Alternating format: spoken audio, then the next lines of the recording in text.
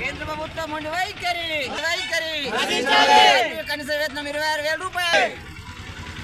ఫిబ్రవరి 1న కేంద్ర ప్రభుత్వము మన నిర్మలా సీతారామన్ గారు బడ్జెట్ ప్రవేశపెట్టారు. ఈ బడ్జెట్ ఏదైతే ఉన్నదో ఇది దేశంలో ఉండే కార్మిక వర్గానికి, రైతాంగానికి, పేద ప్రజలకు అందరికీ కూడా వ్యతిరేకమైన బడ్జెట్ కాబట్టి మేము సిఐటి జిల్లా కమిటీగా ఈరోజు రాష్ట్ర కమిటీ, ఆల్ ఇండియా కమిటీ ఇచ్చిన పిలుపులు ఏదైతే ఉందో దాంట్లో భాగంగా కామారెడ్డి జిల్లా కేంద్రంలో నిరసన తెలియజేయడం జరుగుతూ ఉన్నది.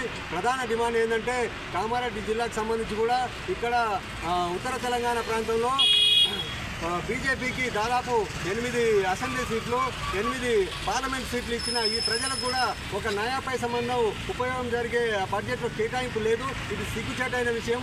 ప్రజలు ఇప్పటికైనా తెలుసుకోవాలని చెప్పేసి మేము కోరుతా ఉన్నాం. ప్రధానంగా ఈ బడ్జెట్లో 4 లేబర్ కోడ్లు, లేబర్కి సంబంధించిన కార్మికులకు సంబంధించిన హక్కులన్నీ హరించి వేసి లేబర్ కోడ్లు తీసుకొచ్చింది. దీనివల్ల కార్మికులకు కనీసం ప్రశ్నించే హక్కు, మాట్లాడే హక్కును కూడా కోల్పోయే పరిస్థితి ఉన్నది. మొత్తం యాజమాన్యాలకు సంబంధించి వాళ్ళకే హక్కు పత్రాలు రాసిస్తున్నది బీజేపీ ప్రభుత్వం. ఇది కార్మిక వ్యతిరేకమైంది. అట్లాగే కార్మికులకు కనీస వేతనాలు, పిఎఫ్, ఈఎస్ఐ, భవిష్యత్తులో వేతనాలు పెంచుకోవడానికి అవసరమైన బడ్జెట్ కూడా ఈరోజు ఈ ప్రభుత్వం కేటాయించలేదు. మున్సిపల్ కార్మికులతో పాటు మున్సిపల్ కానీ, గ్రామ పంచాయతీ కానీ, anganwadi, ASHA workers, mid day meal workers కానీ, అట్లాగే కాంట్రాక్ట్ అవుట్ సోర్సింగ్ ఎవరికి కూడా ఉపయోగపడే బడ్జెట్ కాదు ఇది. కాబట్టి ఈ బడ్జెట్ను తీవ్రంగా వ్యతిరేకిస్తూ ఉన్నాము. ఈ బడ్జెట్లో ఖచ్చితంగా కార్మికులకు ఉపయోగపడే సవరణలు చేయాలని చెప్పేసి సిఐటియు జిల్లా కమిటీగా మేము కామారెడ్డి జిల్లా కమిటీగా డిమాండ్ చేస్తూ ఉన్నాం.